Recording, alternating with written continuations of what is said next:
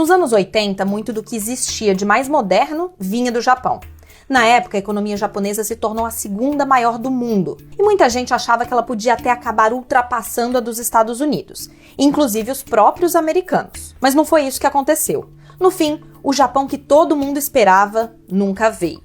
O país simplesmente estagnou, e para entender o porquê, a gente precisa voltar no tempo. Quando a Segunda Guerra acabou, o Japão estava destruído. Como parte de um projeto para se reerguer, o país decidiu se voltar para a indústria e teve um aliado muito importante, os Estados Unidos. After the end of World War II, so the world experienced this bipolar system, yeah. I mean this capitalist versus communists during the Cold War, and of course for the United States. Japan became quite important. Na época, tudo indicava que os comunistas venceriam a guerra civil na China, como de fato aconteceu. E aí era importante para os americanos que a economia do Japão estivesse forte para conter a influência do movimento comunista por lá. E a estratégia de apostar na industrialização deu certo.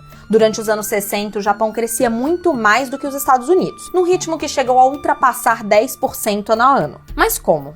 O segredo estava no fato de que, na época, era relativamente fácil para o Japão exportar os produtos que eram produzidos por aqui. A moeda local, o iene, valia pouco em relação ao dólar, o que fez com que os produtos japoneses ficassem muito baratos no resto do mundo. Os Estados Unidos, especialmente, acabaram sendo tomados por carros da Toyota e Walkmans da Sony, e o Japão se tornou a segunda maior economia do mundo. Só que tinha uma questão. Os japoneses vendiam muito mais para os Estados Unidos do que compravam. E com o tempo, isso passou a incomodar os americanos. Até que em 1985, os dois países fizeram um acordo em que, basicamente, o Japão concordava em valorizar o iene em relação ao dólar, o que obviamente tornou os produtos japoneses mais caros e muito mais difíceis de exportar. Mas aí talvez você esteja se perguntando por que o Japão concordou com isso. I mean, one big reason is that Japan depends on the US for security, right? So, very difficult to resist the US demand, this kind of power balance. Quer dizer, não tinha muito para onde correr. Com a diminuição das exportações, a economia japonesa deu uma desacelerada. E aí, para tentar resolver o problema, o governo decidiu baixar os juros. A ideia era incentivar as pessoas e empresas a gastarem, já que pegar dinheiro emprestado estava barato. E elas usaram esse dinheiro tanto na bolsa de valores quanto em imóveis. E aí os preços das ações e do metro quadrado dispararam, mas dispararam mesmo. Na época, analistas chegaram a dizer que só essa área aqui do Palácio Imperial de Tóquio tinha o mesmo valor que todo o estado da Califórnia, que, é um pouco maior.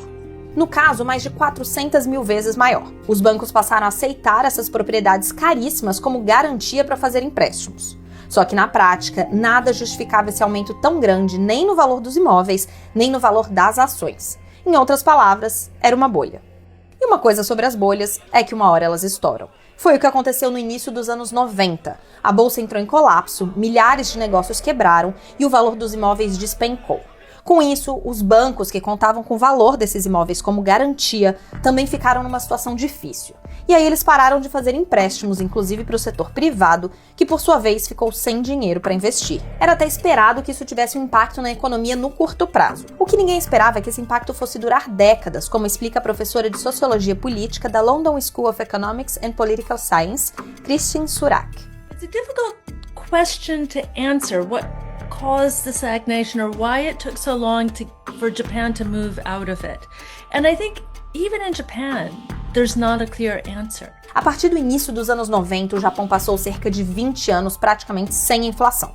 Na prática, isso significa que era possível comprar alguns produtos em 2010 pagando quase o mesmo preço que em 92. Por um lado, isso permitiu que os japoneses mantivessem seu poder de compra, porque os salários também continuaram praticamente iguais durante todo esse período. Só que eles não estavam lá comprando muita coisa. E quando as pessoas compram pouco, os preços caem e as empresas podem ir à falência. Para tentar incentivar o consumo, o país começou a imprimir mais dinheiro e baixou ainda mais a taxa de juros. Essa é uma das principais ferramentas para um governo estimular a economia.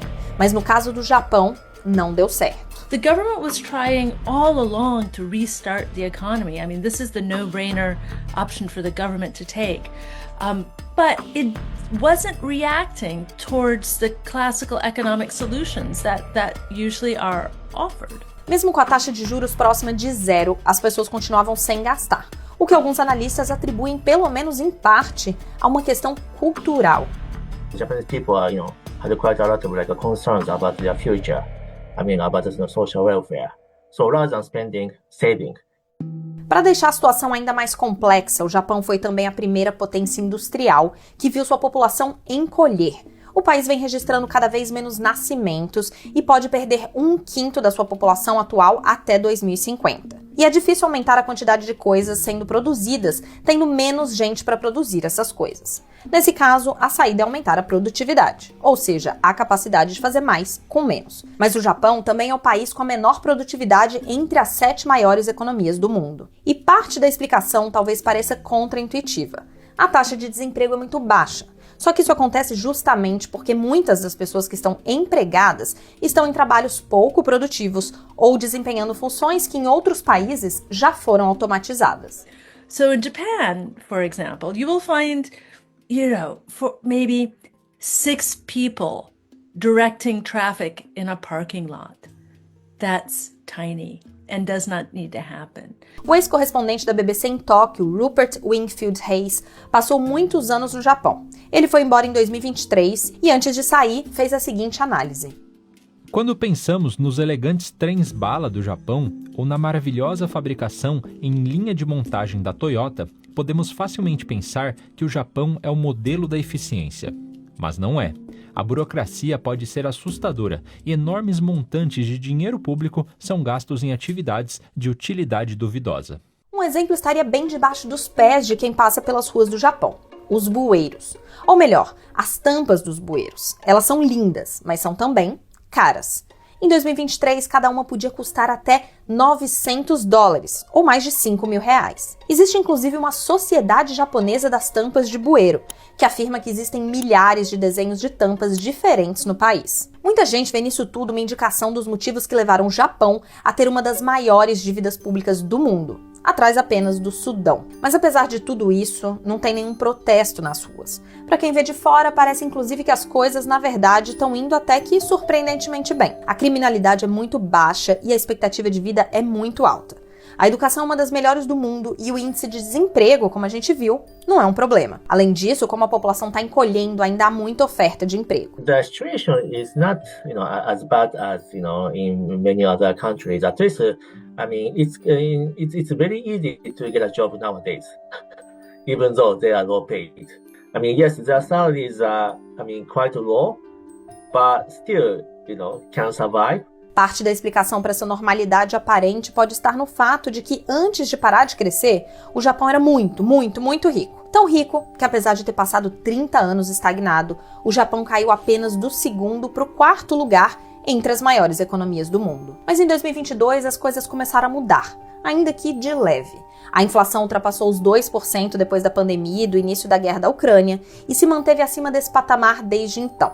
E o Banco do Japão elevou a taxa de juros para o patamar mais alto desde 2008. Mas ainda não se sabe qual vai ser o impacto disso no longo prazo.